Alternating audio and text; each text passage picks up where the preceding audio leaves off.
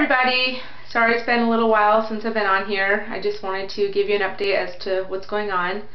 My husband, he was supposed to have his reversal a couple of days ago on Monday, and we had talked about last week saying if something had happened that prevented us from having his reversal done on Monday, that we would take that as God's will, and saying that maybe it wasn't the best time for us to do the reversal.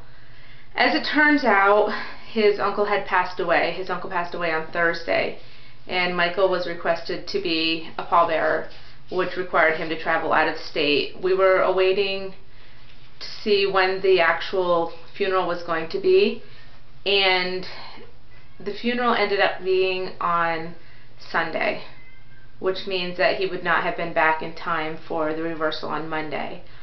We had done a lot of planning, and we had come up with the decision that, you know, it was just more of a bump in the road rather than God's will of us not being able to do the reversal at this point. So we had talked with the clinic, and they were very gracious, and they allowed us to transfer the date. We decided at that point that we wanted to pursue the reversal this coming Friday. And we had talked once again and prayed and said if something happens where we're not able to do it on Friday, then that will definitely be God speaking very loudly against us doing the reversal. And we had no more than decided that he had gotten a phone call from his mom saying that they weren't sure whether or not the funeral was actually going to be on Sunday, that they were thinking it might be later in the week. And we were a little bit nervous. We were panicking a little bit, thinking there's got to be a reason that this isn't going to happen, and we were concerned as to why we wouldn't actually be able to do the reversal. What was God saying? Miraculously, it turned out that, like I said, it was on Sunday, so that worked out perfectly. Our son's first communion is on Saturday, so the way that things are going right now is he was able to be at the funeral, he will be able to be at our son's first communion, and he will be able to have the reversal. Another little bump in the road was we were planning on doing it on Monday because that was before my family was going to be here, and we didn't really want to let anybody know that we were planning on doing the reversal. Now I needed to tell my mom that we were planning on doing the reversal, and that my sister, who's only here for 1 week, whereas my mom's here for 3, we would have to omit one more day with my sister. It's kind of heartbreaking because I want to tell her, but I feel kind of bad for the situation that I know that she also would like to have another child of her own, but the situation she's in wouldn't warrant for that, unfortunately.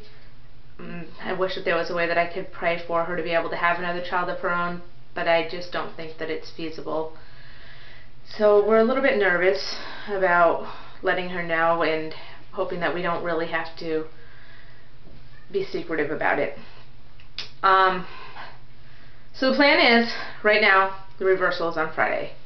Everybody keep your fingers crossed for us. A couple of weeks ago, I decided that now is the best time for me to make sure that my body is healthy enough and capable to carry another pregnancy. I've had 8 pregnancies total. I've delivered 6 babies within 5 pregnancies. That includes a set of twins. I've had 3 miscarriages. So I wanted to make sure that my body was up to par, having gone through as much as it has. I went to my OB. She cleared me. She said everything was fine, and it seemed as though it was perfectly acceptable for me to pursue another pregnancy, which I was very grateful for. I was thanking God. And I also convinced my husband that it was time for him and I to go get a general physical. Neither one of us have had an in-depth physical for a very long time. I was a little bit nervous. I was feeling as though I had symptoms of diabetes, and I wanted to rule that out. I was having the tingling in my hands and my feet, and I was having the blurred vision. Wasn't quite sure what was going on. I was incredibly tired. So I went, and he sent me right away so that way I could get my blood work done. As it turns out, I do not have diabetes. In fact, I have elevated cholesterol, and he was a little concerned about that. My cholesterol levels were 280, which I guess isn't good. I don't know much about cholesterol. I've been doing research lately, and I find out that that's really not healthy, and my triglyceride levels were elevated. My good cholesterol was a little bit low, so having said all of that, I've really made sure that I was able to adjust my diet, increase my exercise, and I've been eating a whole lot of flaxseed.